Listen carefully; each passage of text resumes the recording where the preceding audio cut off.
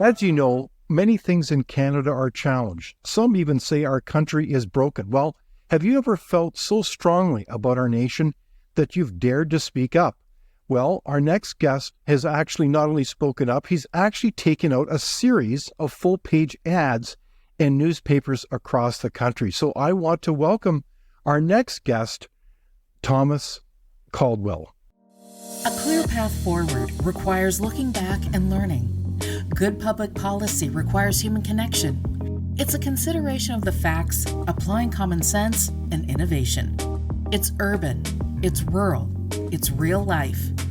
We all have something to contribute. We all have a responsibility to get informed because there's a little piece of Canada in all of us, isn't there? Let's learn on this path together. This is Leaders on the Frontier. So, Thomas, it's so great to see you. We're glad that you could join us today. You're the chair of Caldwell Securities and Urbana Corporation, and a warm welcome to you. Thank you very, very much. Good to be with you. Well, Thomas, it's an honor to have you. I came across your ads this past week, and it was really quite an eye-opener because it was fascinating. It was a series of ads, and we'll display them up on the screen here, called "O Canada, Who Stands on Guard for Thee?" And it was a very powerful ad because you reflect on there was a time when so many things were in our country, and we'll go through those in a minute. But I wanted to ask you very simply, why did you decide to take out these full-page ads basically expressing concern about our country and the need to protect our country? I think many Canadians feel much the same way.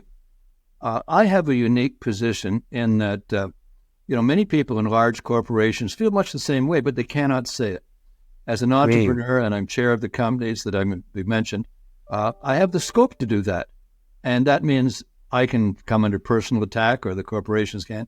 Bank presidents can't do that. So with this position comes the responsibility to say something. I talk to many, many, many people. I'm in the investment industry, clients, etc. And the feeling is universal. And it's not just people who are investors, but union people have been very supportive of what I've said as well. So it was something I really felt I should do. All right. So it's interesting. So you're in the investment business. Can you tell us more about what Caldwell Capital does and what Urbana Corporation is? Caldwell Securities is an investment dealer. We handle investment needs for all kinds of clients, primarily retail, some institutional clients, and we've been in business over 40 years. Urbana Corporation is an investment holding company that I'm specifically responsible for investing for, and also I'm a major shareholder. It's a public company trading on the public exchanges, Toronto, Canadian Securities Exchange, etc. So, and then I invest in a wide spectrum of investments, public and private. Okay, so but from that role, that perspective, you have a unique set of information and a viewpoint of why our nation can either work well or not. Is that right? Like, the governance of our country, public policy does really matter.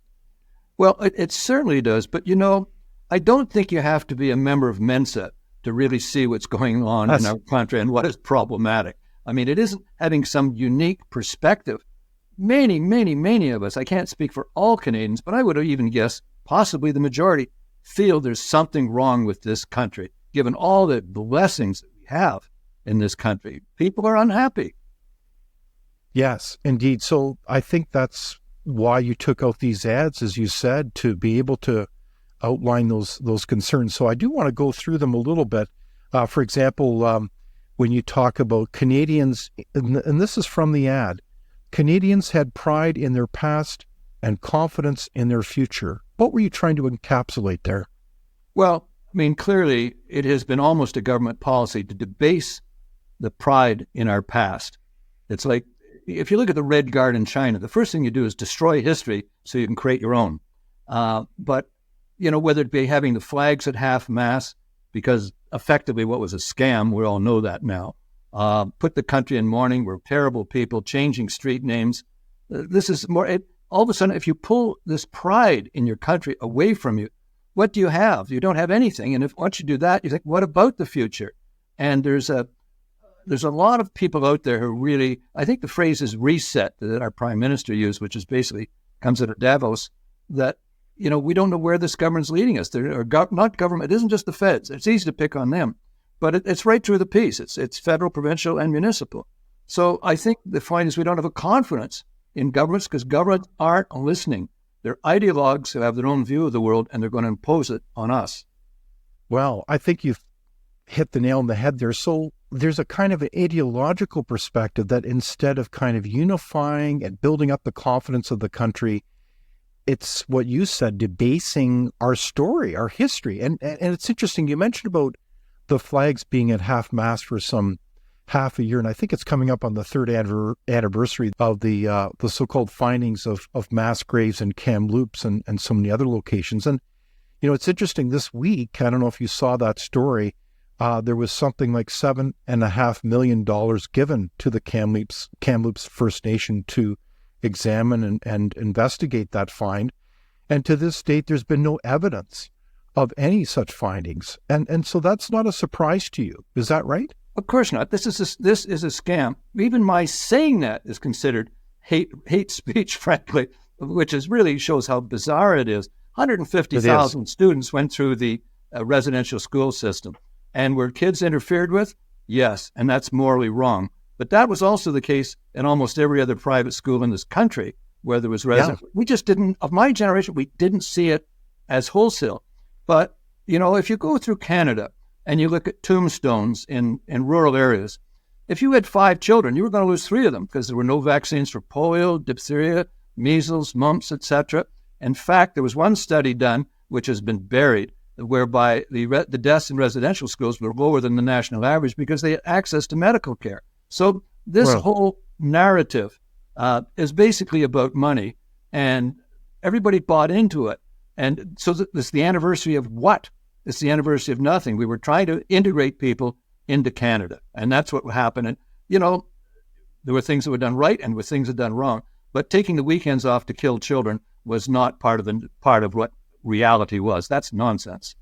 Yeah, no, I think that's really wise reality therapy around those issues. And so, we should be defending the truth and discussing issues based on evidence, not on hearsay or who knows what else. So well said. The other point that you make is Canadian productivity ranked among the highest in the developed world.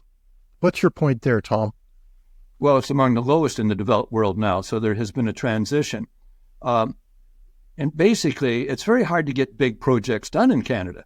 Very, very hard, whether it be out west or whether it be even here in Ontario. One of the great mineral deposits in North America is the Ring of Fire. It's been 20 years because we can't get a road built. It's just nonsense. And frankly, government has been actually anti-growth for some reason or other, or maybe they don't accommodate. If there's no growth, then the job of government is reallocating resources, redistributing wealth.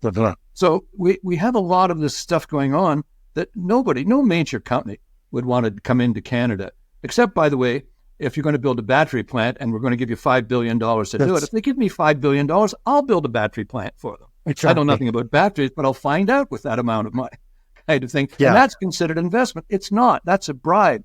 The country should be where you want to invest. And that's where productivity comes from. That's where productivity comes from. There's so many important points that you've brought up there. I mean, the Ring of Fire development, I'm very familiar with from a past life, and that is the world's largest, I believe, chromite find in the world, which is essential to build all kinds of things in terms of our modern society. And yet it's just sitting there. We can't seem to get things done. And in fact, it's interesting. This month, as you may recall, is the opening of the commissioning of the Trans Mountain Pipeline. It will, in effect, triple the amount of that pipeline. And what a saga, Tom, when you think of that sordid story of being able to get that thing done, despite the incredible support of First Nations all along the route, with exception.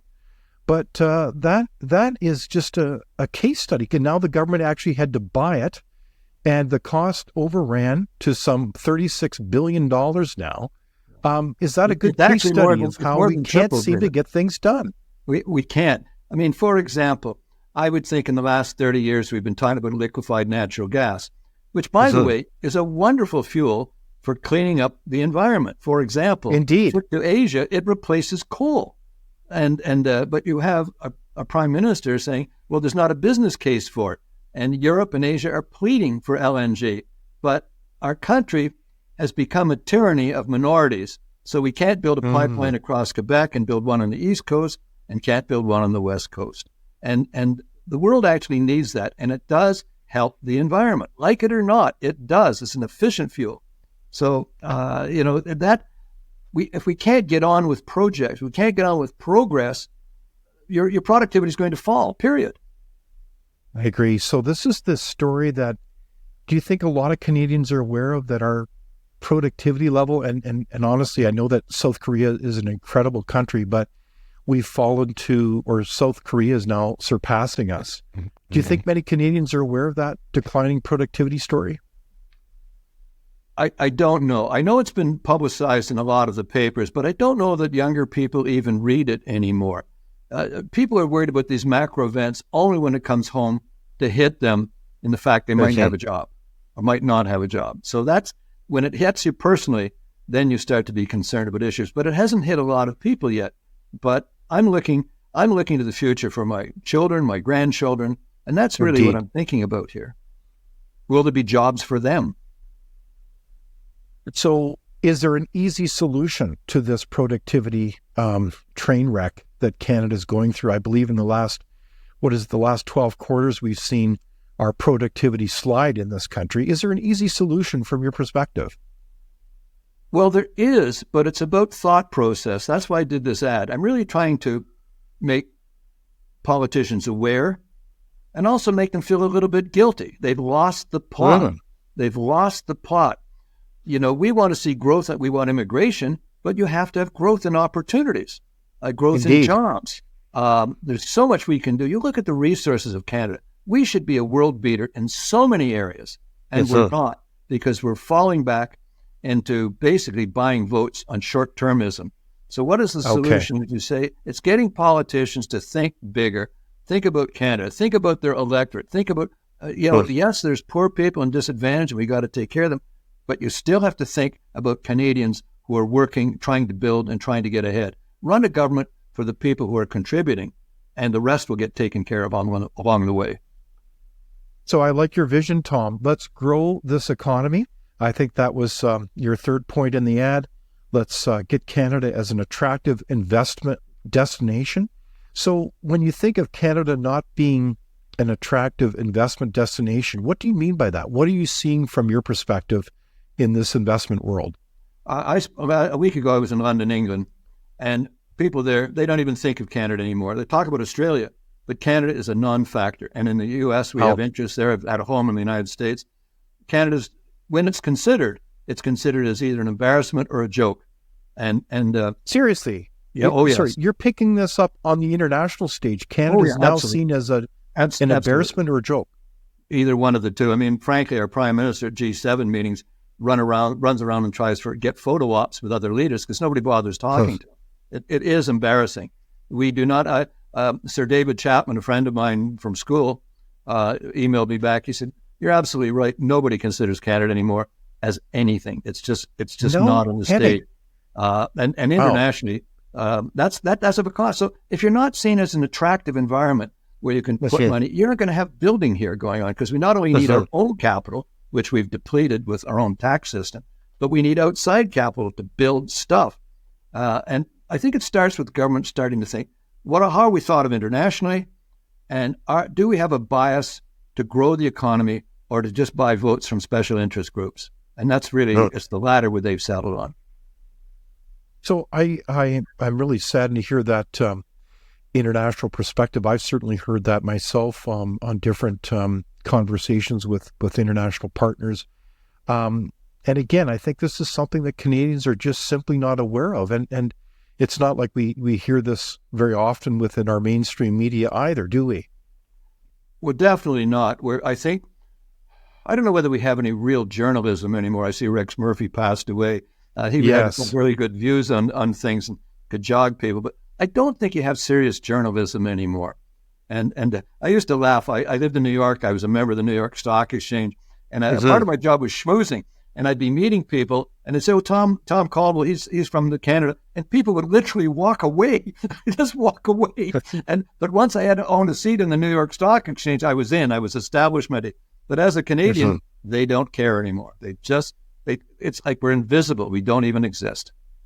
Isn't that something? We're just not a player, so to speak. And I think this is probably reflected, isn't it, in our commitment in so many international forums, whether it's a member of NATO or so many other international agreements. We're not really pulling our weight. We if anything, are a free rider, as they call it in public policy. We kind of go along for the ride. And why is that? Like, are we so caught up with short-term political game that we're happy to disregard the basics of our international commitments, Tom? I think we're cheap, basically. I think government's We're cheap.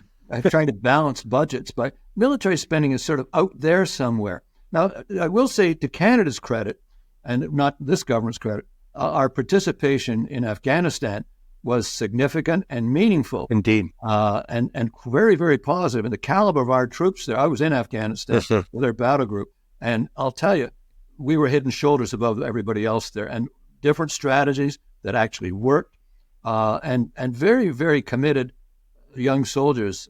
You would have been, any Canadian would have been really, really proud of them, particularly relative, not to put the other guys down, but we were in a different snack bracket.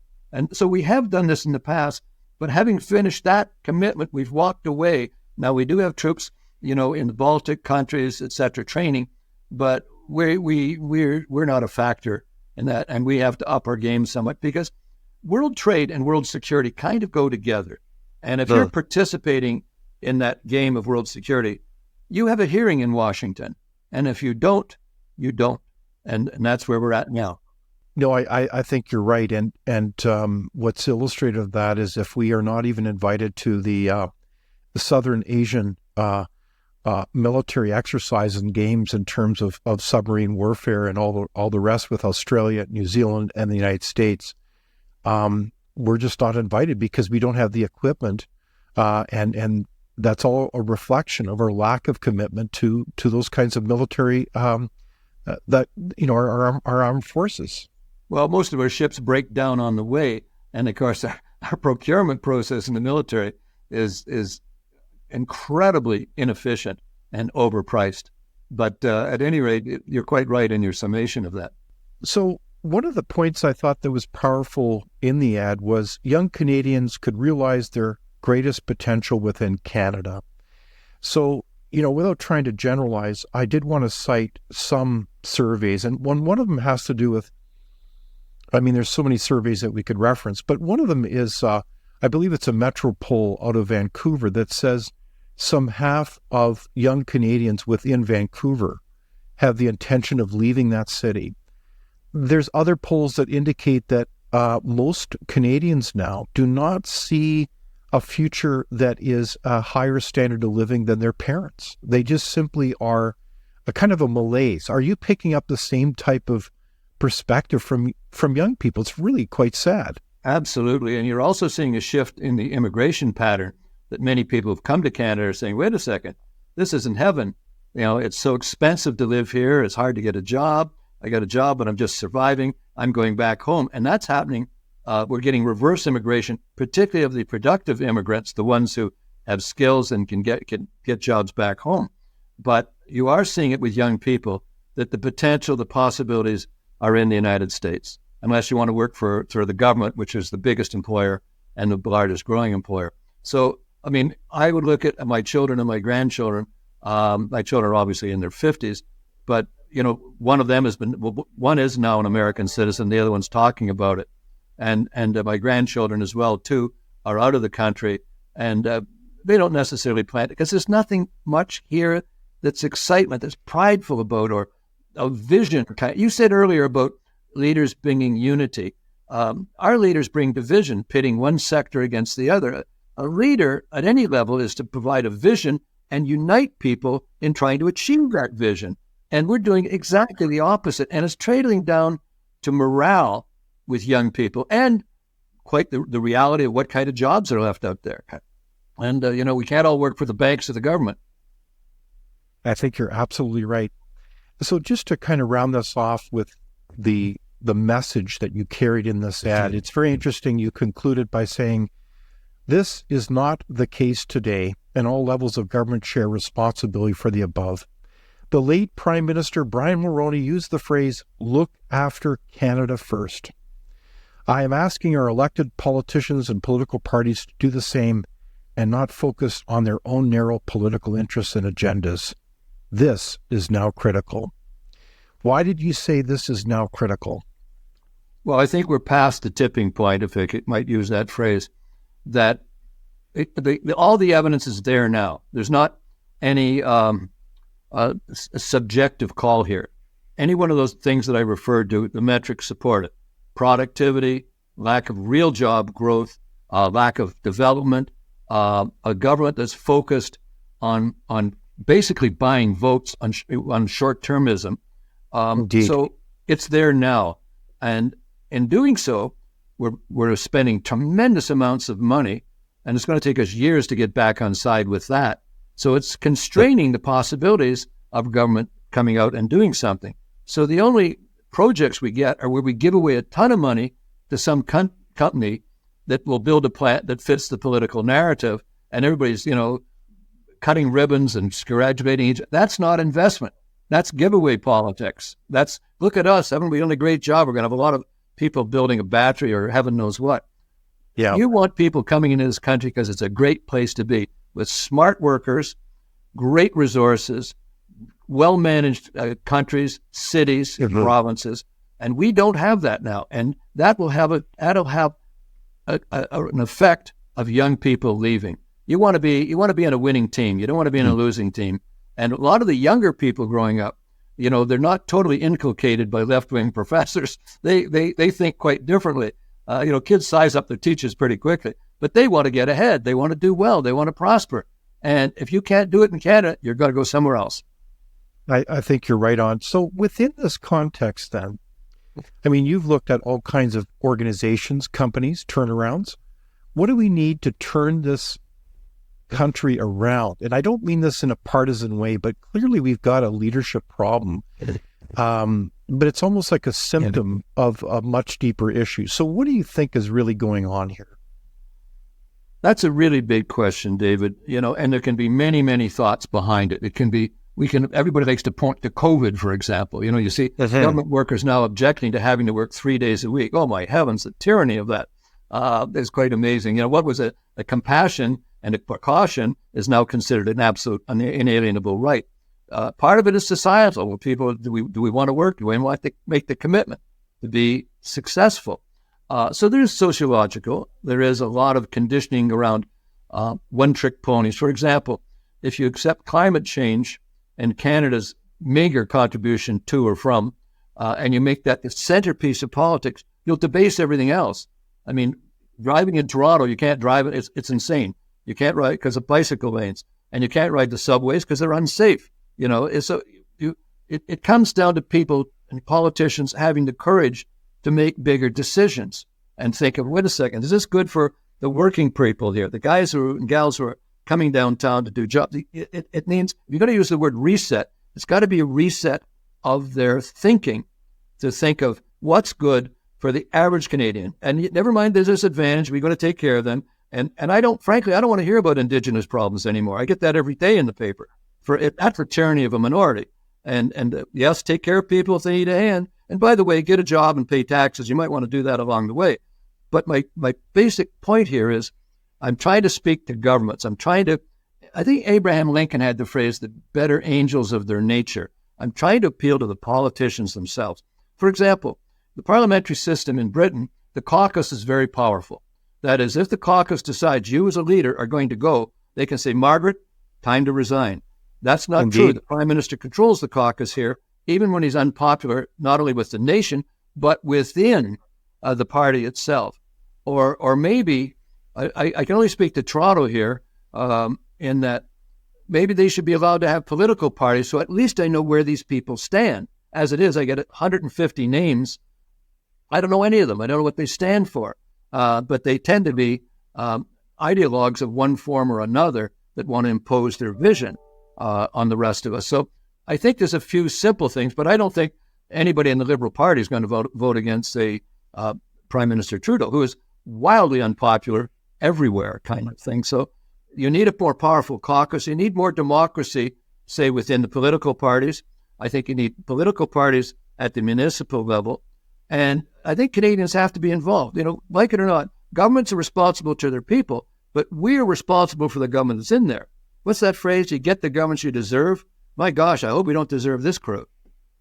Well said. Yeah, so let's speak up and get involved as citizens. We do ultimately get the government we deserve. So I'm curious, Tom, what was the what was the response to your ad that went from coast to coast? What kind of feedback did you get? Universally positive. It was tremendous response. Everybody. And by the way, what was encouraging to me, it was across the spectrum. It wasn't just conservatives. I got people who are NDP supporters. I got people who are union organized coming back and saying, we liked it because it's unbiased. We agree with that's what really made me feel good about it. I only had one letter that was negative, to which the fellow referred to me as a stupid old white guy who should be in jail, and it's better off I'm dead because I'm the guy who caused climate change. So he obviously he said climate change. As I joked earlier, I think he's been talking to my wife, but he's an ideologue that that basically I should be dead because they can build a better world after me and people my age are gone. So you can't really argue with people like that, but it shows you how inculcated and some people are in this area. Yes, so the response has been very, very positive. The best response, though, I have to tell you, is the ladies having T-shirts made up with this, which I think I'm really happy about that. T-shirts. I'm famous for the T-shirts. T-shirts, yeah. Well, bravo on you. You must feel heartened by that. I know you've done this ad before. I think you were making a call about the city of Toronto. Yeah, that was last year. I don't want to be a curmudgeon though all the time criticize. I'm trying to present solutions here. It's easy to be negative. But surely this is all in the spirit of the great Canadian tradition of citizen involvement, of nurturing national discussions about issues that are critical. And so as I see it, you're kind of setting the table. You're laying out the issues as you see them. You're giving us a bit of reality therapy and trying to wake people up who care about this country, who care about the next generation, who want to say, we can't just take this and accept this dysfunction as the new normal. Is that right? You're absolutely right. And I can't sing "Oh Canada" at a hockey game without getting choked up. That's how important this country is to me. And many, I'm not unique here. I don't see myself as any great patriot or anything. That's how I feel about this country. It's been wonderful. This has been a safe haven since before this country got started. You come here to avoid the pain, the suffering, the danger, the threats, the tyranny. You come to Canada, whether that be during slavery or loyalists or even draft dodgers during Vietnam or whatever you want to name. You came to this country to be safe. And we provided a wonderful, we should be so proud of the things we have done.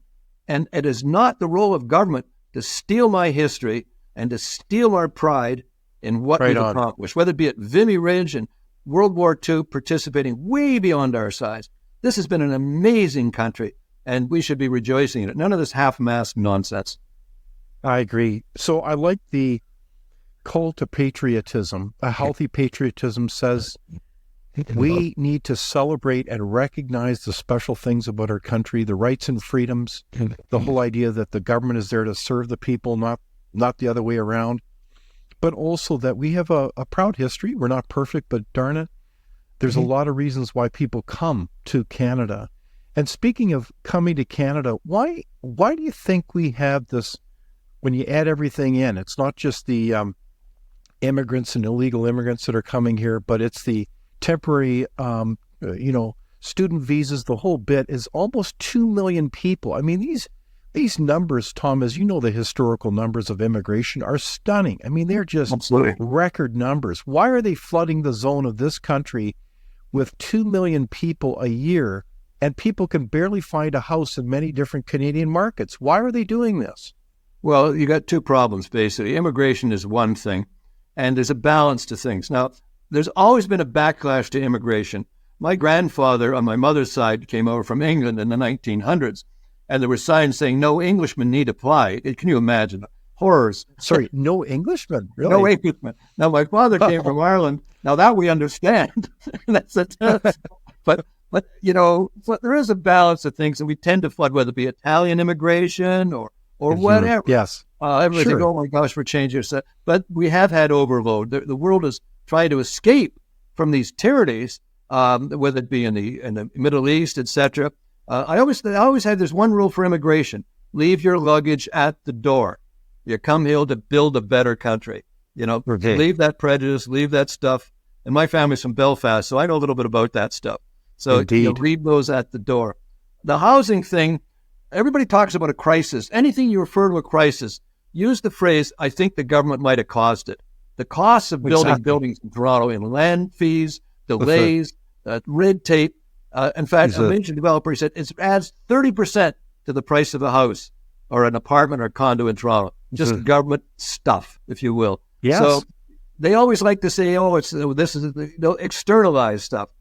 Immigration, I have a great regard for immigrants. These are people who left their home, their language, family, build a better life. Now, some come now for the free health care, and yes, you're going to have people that are maybe mooching off the system, but it doesn't matter. The point is people are coming to build something. And it's amazing, a lot of the core values that we have had in this country are being upheld by immigrants. Even in the Muslim community, they have a sense of values of that coincide with what ours were. Not totally, there's not a complete overlap. So we just have to balance numbers when we're doing it. But the housing, if you want to solve the housing problem, get governments out of the way and decide they're going to take less of a cut of everything. And anything that relates to tax, like carbon tax, every Canadian's paying somewhere between $50 and $100 a month carbon tax. Are we buying windmills with that money? I have absolutely no. But it adds to the cost of a house as well. It doesn't mean anything to me. I can handle that. But a lot of people can't. Indeed. It's hard on people.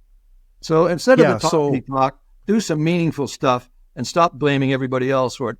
Start with the politicians, looking at a bigger picture.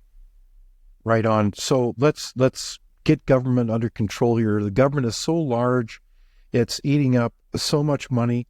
So I want you to give us some help in terms of reality therapy on the economic side. This last 2024 budget federally, we've got $40 billion, dollar deficit. We've got $1.3 trillion in accumulated debt. It's just stunning. And that's just at the federal government alone. We've got a whole series of measures, like the whole introduction of increases on capital gains. Is that going to help a growth agenda or stifle it? I think you just answered your question. The debt thing is out of control. The debts were originally created by Trudeau the First, which took almost 20 years to correct, with everything from Paul Martin to Brian Mulroney to even Jacques Chrétien, trying to get that in hand. We're going to have to do the same thing after this gentleman has left. That the debts are out of, Krista Freeland can't balance a checkbook. You've got to let governments live within your means. Stop taking my money to spend it where you want to, and my kids and my grandkids' money. But it is out of control. The capital gains tax is ridiculous. And there's a gimmick here, too. It not only goes back, people make investment decisions 10 or 20 years ago, and now when they realize it, it's a different tax regime. That's like retroactive legislation. The irony is they passed this measure, they proposed this measure in Parliament, and then the next day they appointed Polos, the ex-governor of the Bank of Canada, to come up with how we can improve investment in Canada. It's schizophrenic. What does the matter with these people? The first thing he'd probably say is, well, we have to reduce our tax base.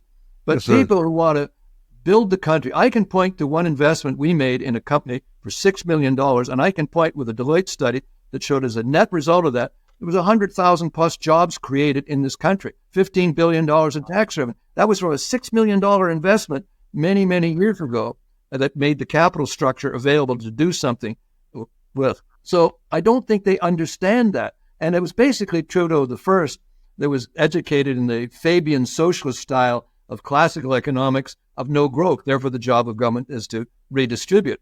And Trudeau II is exactly the same. He doesn't understand growth. And there's no reason he would, because he's never had a real job per se. Right.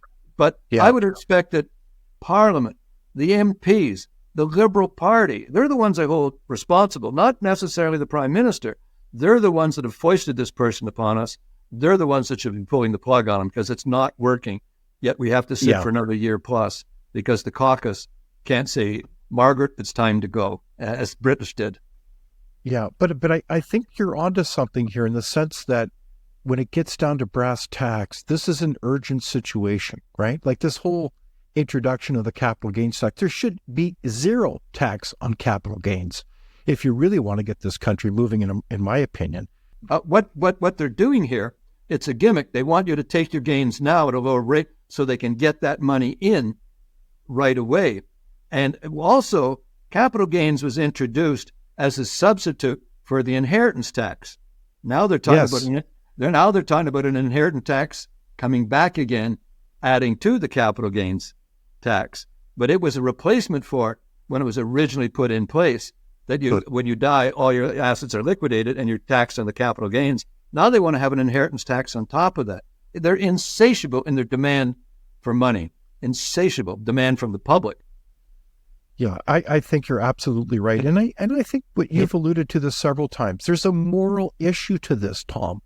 When you start putting that kind of amount of fiscal burden, financial burden on the next generation, you really kill the sense of hope that the next generation, that they want to stay and stick around and build this country. They're not going to. I mean, the really productive, smart. For example, Toronto has been the center of artificial intelligence, basically because of some really smart guys at the University of Toronto. We will not really capitalize on artificial intelligence in Canada or in Toronto, because this is a great place to start new businesses. It is not a great place to build new businesses. And you just can't. You have to go to where there's capital, and it's going to come from the U.S. And we're making that situation worse and worse. So we can start. Look at all the high-tech companies we've had that were really good, who blew themselves up. You know, BlackBerry, Northern Telecom, etc. We don't have any real world beaters in high tech anymore. We should. The only company that's really, Shopify is the only one that's really come up and grown in Canada. But other than that, there's not very much. And by the way, if you're talking about economic growth, public financings, new companies going to access public capital markets in 1923, or not, in 2023 on the Toronto Stock Exchange, zero.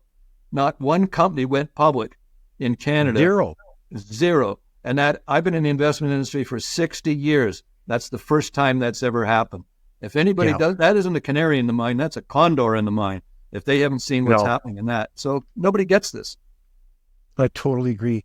So we've alluded to this a couple times in our conversation, Tom, and that is the importance of culture and values. And I want to look at this conversation then when it comes to culture in a couple ways. One is, do we need to be much more conscious about how we nurture the great values that have built Canada more consciously? And I don't want to, be too unfair to universities, but I see this all the time where our social sciences seem like we have a real problem when it comes to being able to, they seem to be more like indoctrination centers around cultural Marxism, whatever you want to call it, group identity, than places of real learning. Does that concern you?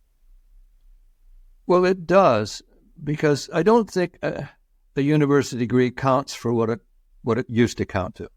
I went to McGill, and I was very happy to get in and also happy to get out. But I can say to you, I always learned a lot more from my summer jobs than I ever did from university. We have a woman in our office, one of her sons at the University of Toronto in engineering, and the other son said, no, I want to be an electrician. And I think he's the smart one. So I really do think we have a lot of what I call the unemployment degrees, in the humanities, that, we only need so many teachers. We only need so many government employees. I mean, these people are wandering around looking and say, oh, there's no jobs out there. But I think it's all part of not seeing you're part of a building thing. But I think that young man who's taking the electrician route, he's always going to have work. He's always going to have a job. He's always going to be contributing. He's always going to be building toward this country if he has that opportunity. So kids aren't as dumb as we think they are. Although I was pretty dumb looking at it my own life, but I think young people, they get the measure of the teacher. They buy into some of this stuff they're getting dished out, but not always. Because remember, we were kids in school, you could size up the teachers, you could act up in their class, and the ones you didn't.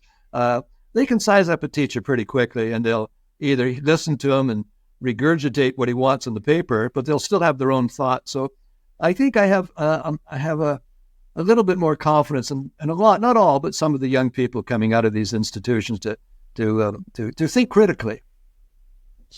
That's right. So, yeah, the call for critical thinking skills are more important than ever as we hear, calls for genocide against Israel, against Jews today. Who'd ever believe it would be possible today?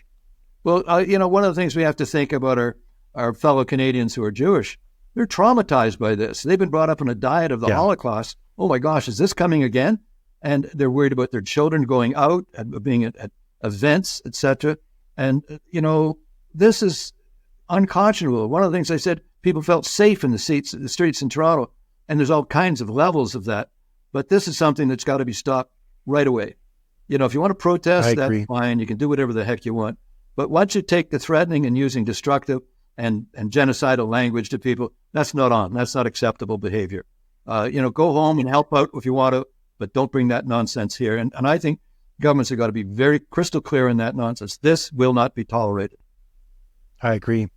So when we look to the future of our economy, I know no one has a crystal ball, but do you see a time where Canada is kind of entering into a period of stagflation where we have relatively higher ranges of inflation and lower economic performance? Do you have a sense of what Canadians can expect in our economy?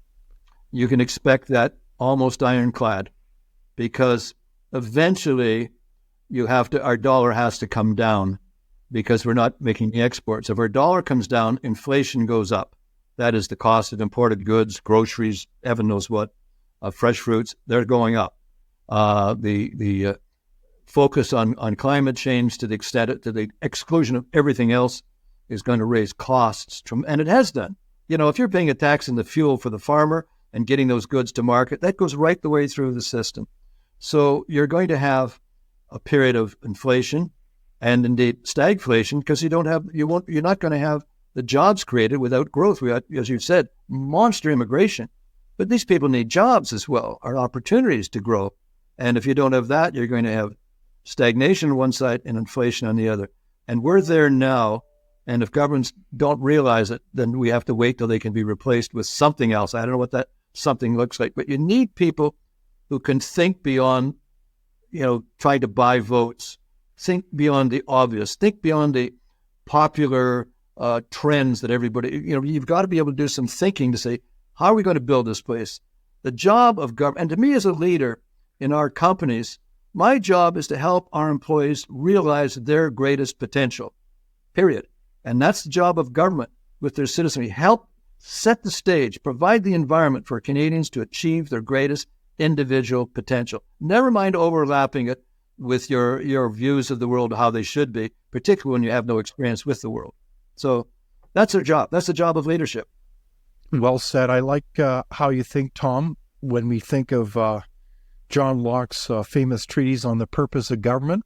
Let's help realize people's potential through those rights and freedoms, whether it's the rights of property rights and freedom of speech are all so important to make this mix go forward in this prosperity. And it's almost like we take it for granted. So as we kind of wrap up our discussion here, Tom, and it's been certainly a delightful, far-reaching one, I think your ad, again, is a powerful call to reset things. And one of the things that I just see at the heart of this is what I would refer to as magical thinking around where money comes from, that money grows on trees, call it modern monetary theory, whatever you want to call it. How do we get it through to politicians' heads that this is just magical thinking and, it's delusional policy. It's not going to serve Canadians. Well, I think you're absolutely right. But what distresses me that I think many people go into politics trying to make things better, and they become compromised very early, and they start to put their own self-interest ahead of the common good for Canadians because they want to fit in with party lines. Frankly, Indeed. for example, no member of the Liberal Party is going to vote against the party because they want to have these extra days so they can get their pensions. That's why they need to last it so long. So they're going to get beaten up if they do. But I would ask our parliamentarians to stop thinking along party lines, start thinking along the lines of what does the average, hardworking, contributing Canadian citizen need to have a full and better life, and start using that as your premise. Never mind the fevered thoughts of one or two leaders in your party that you have to bang the desk at like a trained seal when they utter anything at all. Start to do your own thinking. Start to represent the people you're supposed to represent. And they're not doing it. And that's really what I'm trying to do with this ad as well. Well, I like that call. It's great advice to any current and future prime minister or premier or mayor of this country. And I think what you're saying is let's don't take this for granted. The time is now. You've emphasized that. And so as we come to a close here, how can Canadians help turn the tide here and bring our country back on track? I would suggest get on the phone to your member of parliament or your provincial legislator or your city councillors and just tell them, I want something different out of you. I want something better out of you. Can you do that, whether it be in emails or telephone? The only thing these people respond to is public pressure. And I always keep saying politics is the art of self-delusion. They think they're doing great work. I mean, they really do. And they're, as I say, they've lost the plot. And the best way you can give them that dash of cold water is to get on the phone, say, I want to talk to you. I want to come in and actually see you. We are responsible for our governments, and they are responsible to us, but we're responsible for putting them in power. And we're paying the price of what we did the last time around. And so we'll see what happens. And again, other parties have to present winnable, viable candidates as well. But I think if we can do that, that's a simple thing. Just pick up the phone, say, Harry or Louise, I'm tired of this stuff. Can you do something better than this? What about these, whatever the issue is at hand? But I think we need more. Everybody talks about responsive and responsible government. I think we need responsive and responsible citizenry. Well, there you have it. A call for responsible, active, engaged citizenry. So pick up the phone. And that's from Thomas S. Caldwell, the chair of Caldwell Securities and Urbana Corporation. Thank you so much for joining us and for prodding us to move forward as a country together. Thank you, David. I really enjoyed our conversation. All the best to you. Thank you so much, Tom. Thank you for watching Leaders on the Frontier. We're a nonpartisan think tank. We explore ideas, policy, and practical solutions that can make a difference in the lives of Canadians. We do not accept any government funding. We work for you.